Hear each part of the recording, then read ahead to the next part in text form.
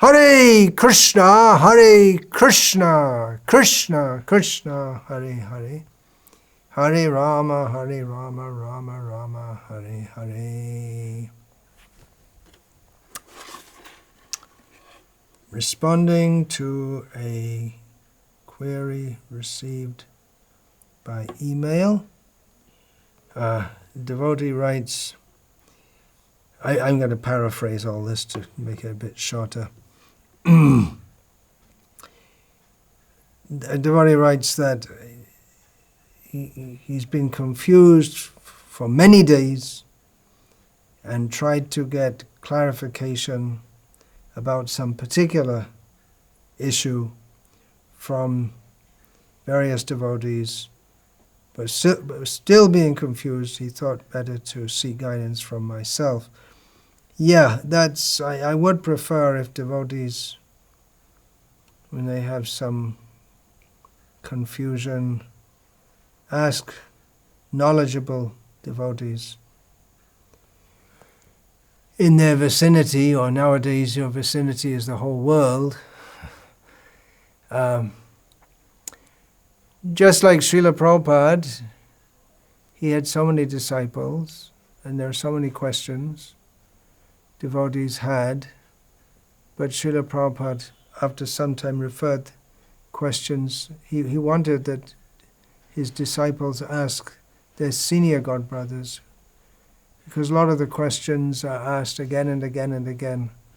And often you'll find Srila Prabhupada, when he's asked a question, say, "Oh, this is an old question." Or he'd ask, have you not read my books? Srila Prabhupada worked hard to produce his books, to give knowledge, to answer all questions. Bhagavatam is the answer to all questions. But if there's a case where you don't get something cleared up, then yeah, you can ask me. But please bear in mind, I get a lot of emails, and I'd really like to concentrate as far as possible on finishing my books, preparing talks like this.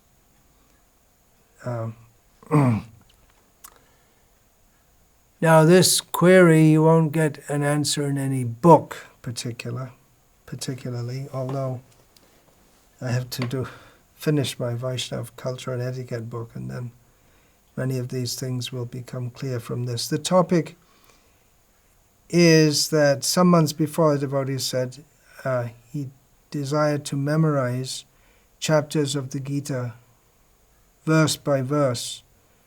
So I thought it can best be done through regularly hearing the recorded recitation.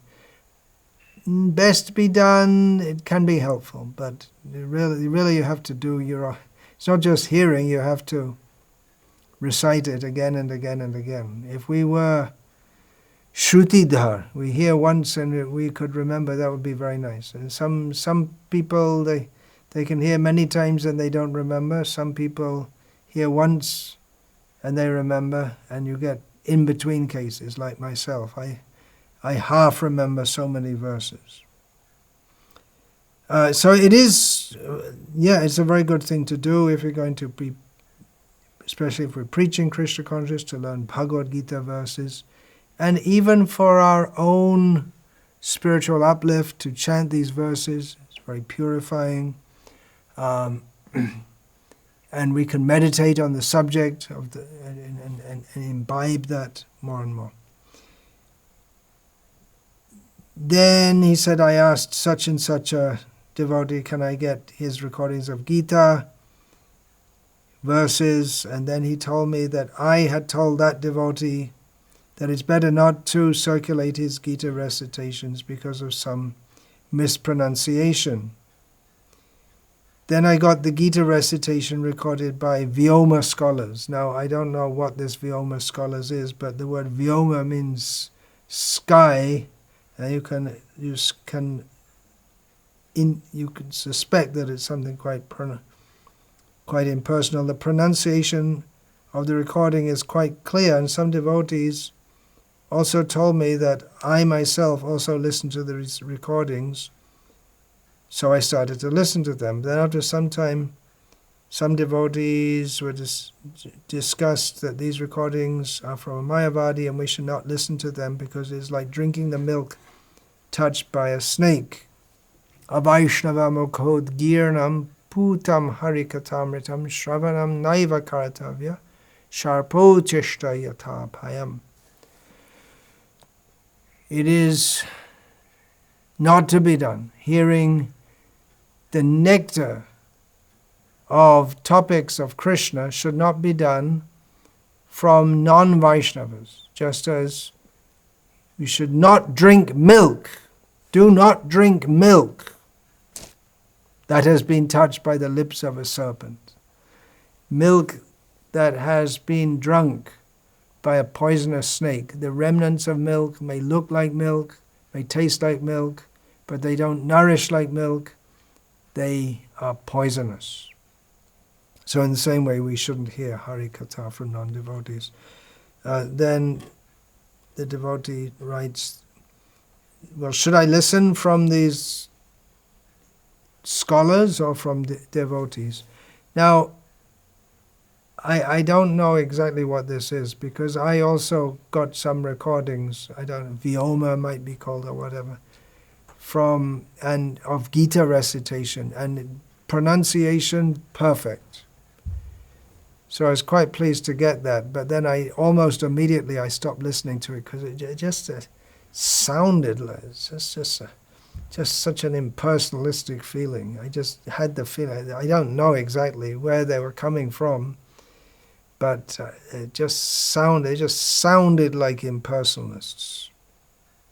I don't know how to explain that, how you can say exactly what an impersonalist sounds like, but it just didn't I just didn't get the right feeling from it.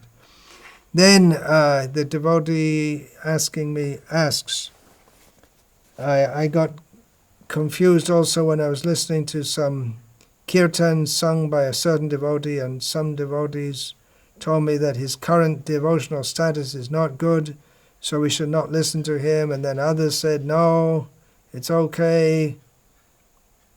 And he specifically asked about Vidya Bhushanji, another fallen devotee. Should we listen to him or not? So that's the question. Who should we hear from? Recitations and songs. Now, there are different reasons in answering this. First of all, let's analyze it. There are different reasons to listen to recitation of the verses of Bhagavad Gita, songs, devotional songs, Hare Krishna Mahamantra. One reason which has been stated by this devotee to help us to learn by heart. It is helpful, although there's no substitute for ourselves reciting and trying to memorize. Unless we have a very good memory, we can just pick it up. But the very fact that he wants to learn it suggests that there are some devotees, just like Bhakti Charu Swami, recently passed away. Boom, he'd pick up a verse just like that. Just learn it, just like that. That's unusual. Some people try to learn and they just can't remember. And then there are others, like myself, who are in between. So hearing to learn is one reason. Another reason that I like to hear, Gita shlokas recited, I have recordings, various bhajans recorded, is although you've heard it many times before, but to imbibe the message also, when we hear again and again and again the verse, and we more or less know the meaning, Daivihi Esha Gunamayi Mamamaya Duratyaya. It may be something, we know the verse very well, we memorized it decades ago, but still it is helpful to hear them, the verses again and again and again. It just helps for it to go deeper into our consciousness. It's a contemplation. We know from the Upanishads, Shravan, Manan, Nididhasana, hearing, contemplating, and Chitete Koriya Oika, making it one with our heart. Another reason for hearing is, which should be for purification. Yeah, everything we do should be for purification. Let's see if I can remember that verse. Here's one of the verses which I kind of know. Kayena manasa vacha. What's the next line? Kayena manasa vacha. See, I didn't learn it properly. Kayena manasa vacha. Indriyara kevalam api. Yoginam karma kurvanti tyaktva sangha atma shuddhet. I didn't learn it properly. There you go. Anyway, the purport is, I could probably get away with it, most people, but someone who's studied Gita well, they know I'm making sanghang tyaktva atma shuddhet. Someone who's studied Gita well could understand. Otherwise, you can bluff your way through. You can stand up in a public meeting and say sarvadhaman parityaja yovanang sarvadhaman parityaja kurukshetre dharmakshetre. You can just get completely mixed up and people won't know. Don't do that. Not recommended. Remember, reciting the verses, it's also the song of God, so we should be respectful to the verses themselves. They're non-different from Krishna.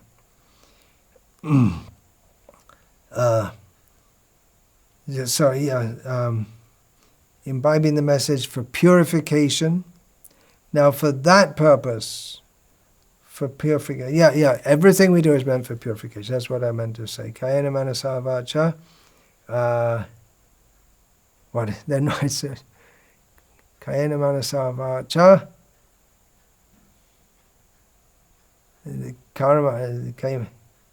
Karmana indriyarapi.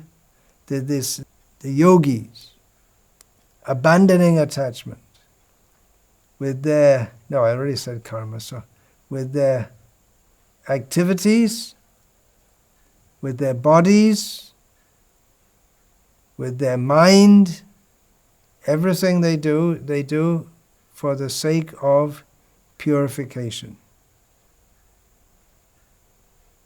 Kevalaya indriyarpi. Karmana manasa vacha indriyaya kayena manasa vacha kevalaya indriyarapi yoginam karma kurvanti sangam tyaktva atma shuddhe. Okay, got it. So everything we do should be for the sake of purification, which means becoming more Krishna conscious. And even learning verses so we can preach, well, that's part of our service, isn't it? Our life service. That's also why we're trying to train children in the Gurukul. They can learn these verses and not be handicapped like us. That we learned so many nonsense things in our childhood. That from the beginning they can learn these things, imbibe them, and if it's learned in childhood, then it'll be an asset for their whole life. Then, for pleasure. For pleasure, Krishna likes nice music, and we can also appreciate it as sub-enjoyers. Music and the message, we can also, after all, bhakti is for bhakti rasa. It's not that we just execute devotional service and we just want to be blocks of stone. There's, as Srila Prabhupada explains, in the beginning of his rendition of Bhakti Rasamrita Sindhu, the nectar of devotion, that why do people do anything? Because there's a ras in it. There's some taste or some pleasure in it. So it's not wrong to enjoy listening to devotional music, but at the same time, the motive should not be how I can enjoy, but we enjoy hearing how someone is very nicely engaging their God-given talent in the service of God, and we enjoy how the whole science of music, which has been given by Krishna for his own glorification. Ultimately, all these things come from the Hladini Shakti, from Srimati Radharani. Everything is manifested by her for Krishna's enjoyment. And we are invited to partake in that enjoyment with a spirit of service.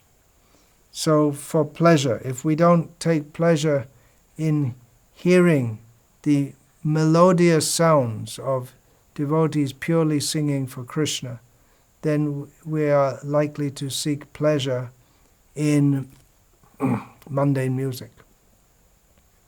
Interestingly, although according to strict interpretations of Islam, music should not be allowed in Islam, but we find in the Islamic countries they have their musical traditions also. And even though music per se is not allowed, but the way the chants are done, the azan from the mosque is done in a somewhat melodious way. Similarly, art is not allowed, but the whole art of calligraphy was developed for writing Quran verses in a very beautiful way. Instead of denying all these tendencies, Vaishnavism engages them in the service of Krishna. That is dovetailing. Srila Prabhupada used that term, dovetailing. Interesting. Dovetail, a dovetail joint in carpentry is shaped like a dovetail, a dove's tail. And so it's derived from the shape of the dovetail. And then the word dovetail means used to join together, is used by Srila Prabhupada in that sense. This is just some English linguistic analysis. As far as purification is concerned, hearing for purification, there's no comparison to Srila Prabhupada, hearing his kirtans and bhajans. For learning Bhagavad Gita, now 8 or 9 chapters of the Bhagavad Gita recorded by Srila Prabhupada recordings are there, but I wouldn't recommend hearing them for learning because, and that may sound blasphemous, but I'll explain that, because Srila Prabhupada chants with Bengali pronunciation, Jantrarudhani Mayaya. Now, if you go in an assembly of Indians, some may know, in Gita shlokas, and if you're outside of Bengal or Orissa, and you say Jantrarudha, and then you explain this body is just like a jantra, but the standard pronunciation is yantra. And Kshatriya, people, you find in Bhagavad Gita the word several times come up, Kshatriya. Srila Prabhupada pronounced it, the Bengali pronunciation, Kshatriya. So if we're learning for preaching, then it's going to be more effective for our preaching to pronounce it in the manner that is standard outside Bengal. And of course, Srila Prabhupada pronounced it in Bengali pronunciation, and his preaching was the most effective everywhere. But then, does that mean we have to speak with non-standard English grammar, as Srila Prabhupada did, and we should make the same literary or what from this point of view of standard English usage would be misuse of English words. Should we do that? No, that doesn't make sense. To extend the example further, to show how it is best that we do everything properly. That's why, properly according to standard conventions. That's why Srila Prabhupada wanted his books edited, because he understood that in terms of standard English, it wasn't up to standard. So similarly with his pronunciation. Like I say, people may shoot me for saying that. In some ways I'd be happy, because it'd be nice that people actually care something about Srila Prabhupada. But there is fanaticism also. Caring about Srila Prabhupada doesn't mean fanaticism, that we have to imitate exactly the way he chanted japa or anything else. We have to... It used to be like that. In the early days of the movement, you used to see, early days means I joined in 1970. You see the chanting, and they're trying to chant japa just like Prabhupada did, and imitate the way he walked with his head in the air. Pretty tough. If you're not careful, you'll bump into things. Personally, I have a habit of listening when I'm bathing, doing other things, of listening to Gita recitations, to various Sanskrit recitations, Bengali kirtan songs. It's been a part of my life in Krishna consciousness for decades now. I,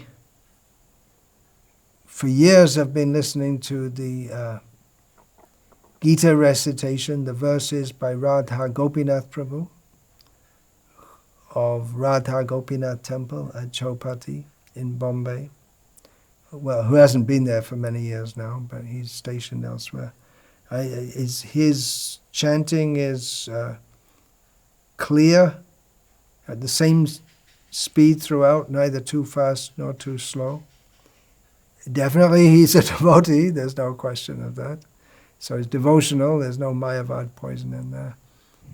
The only thing is that just maybe 2 or 3 times he makes some, in the whole of the Gita, he makes some pronunciation error, which is pretty good.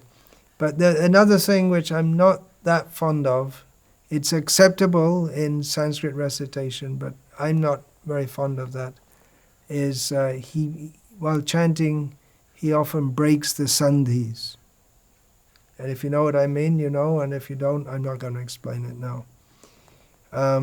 I would like to get a recitation by a devotee which is very well done, is in pronunciation-wise, including not breaking the sandhis within the verses. As you're there, at the person who's asking at Nandagram Farm, you can ask Jai Nityananda Prabhu to do. He's very good in recitation. You'd have to record that. If you get it recorded, you can give it to me too. You can do it yourself. Practice till you get it right, and then do it.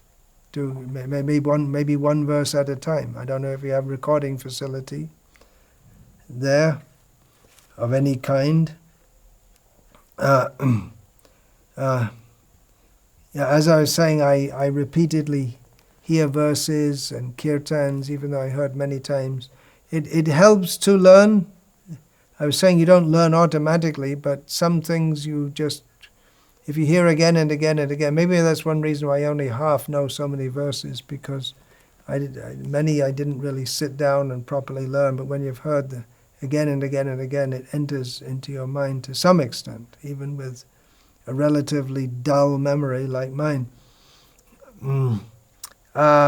It's also a kind of sadhana, listening, especially hearing the songs of Bhaktivinoda Thakur, Sharanagati. Sharanagati It's those and many other songs of his and of Narottam Das and other Vaishnava poets. What does music do? It's poetry in a form which enhances the emotions. Poetry speaks to the emotions more than the intellect. Although in Vaishnava poetry, there's a whole philosophy underlying it. So it enters the ear, it enters even the heart, maybe steel-framed, but gradually, again and again and again, hearing, something goes in. Bhaktivinoda Thakur is singing his strong desire to be Krishna conscious. Of course, he is fully Krishna conscious. And that the bhav of Bhaktivinoda Thakur, the bhav of Srila Prabhupada in his songs, of all these great Vaishnava acharyas, why did they write these songs and why did they leave them for posterity? Because it's to benefit us. They still live. A Vaishnav is living in sound. And so by hearing that sound, it's the expression of their heart's pure love for Krishna. So we can associate with them. We can experience the bhav crossing time and space and apparent death has taken place, but we can be in Bhaktivinoda Thakur will speak to us through the devotee who's singing, and sometimes I just record the songs myself if I don't have a recording which is very clear, or I don't have a recording at all. I just sing the song myself and keep a recording of it. So this has been for myself a very, and continues to be a very important part of my journey in Krishna consciousness. Whatever's there is the songs of the Vaishnava acharyas.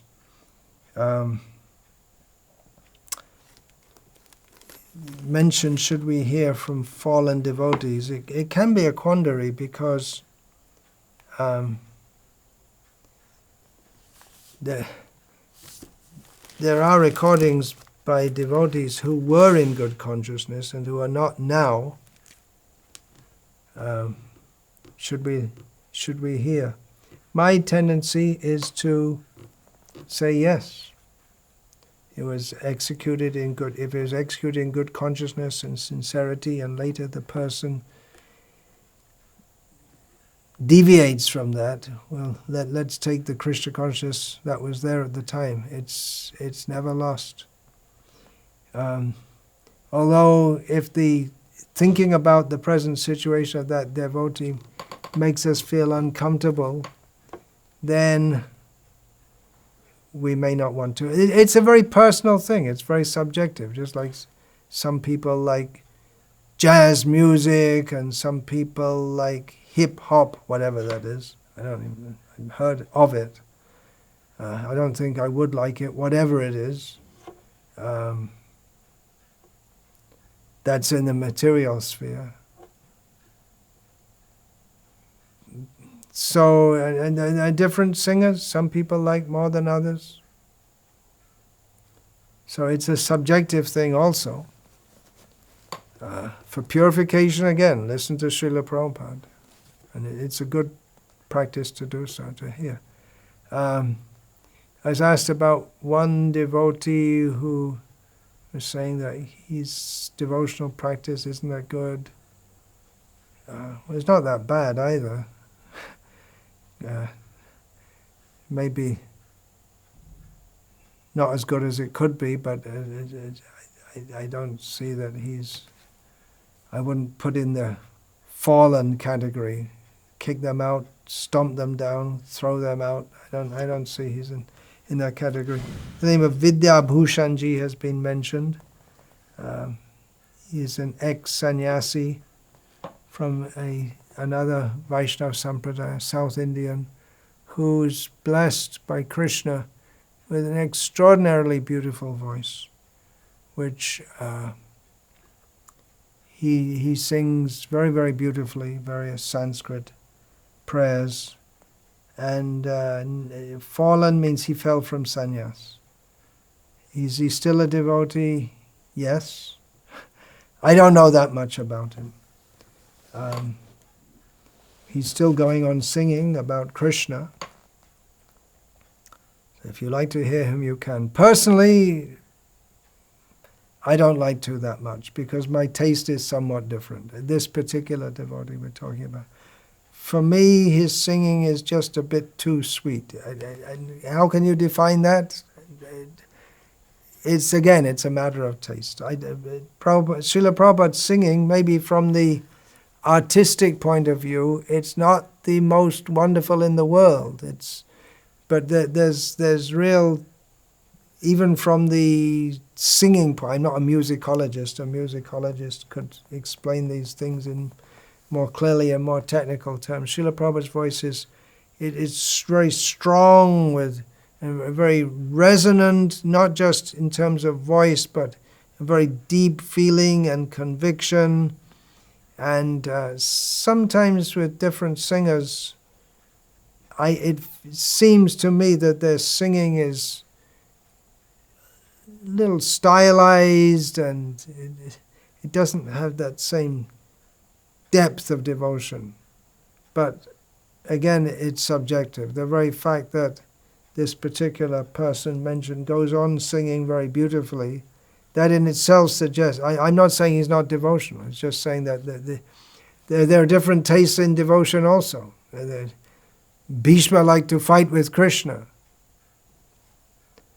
Mother Yashoda takes pleasure in Krishna running up to her and holding her, grabbing her leg, little baby Krishna, just able to walk. So there are different tastes in devotional service. Like I said, it's subjective.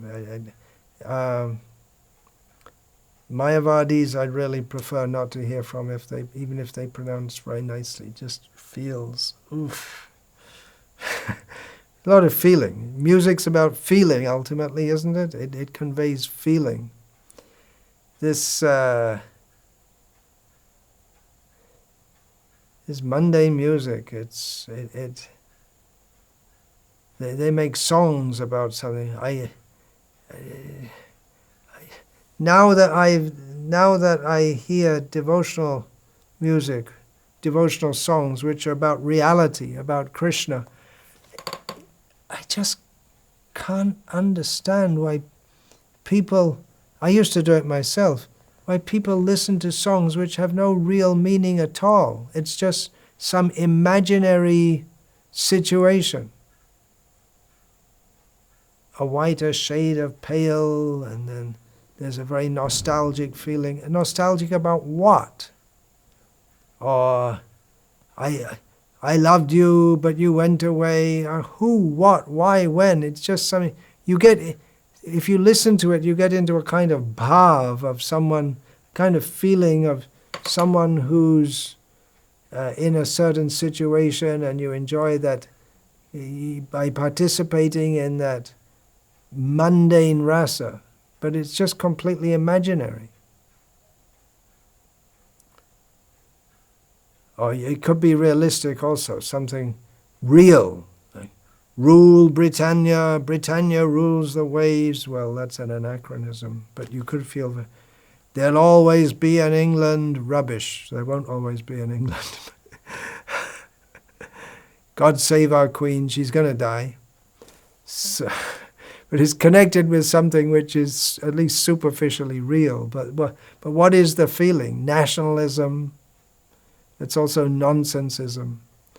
So we're very grateful again to Srila Prabhupada for having given us the real thing, which is Krishna, the Supreme Personality of Godhead, and all the acharyas who have given themselves to us, their feelings to us, by their songs. Hare Krishna. Vancha kalpa tarubhyascha kripa sindhubhya evacha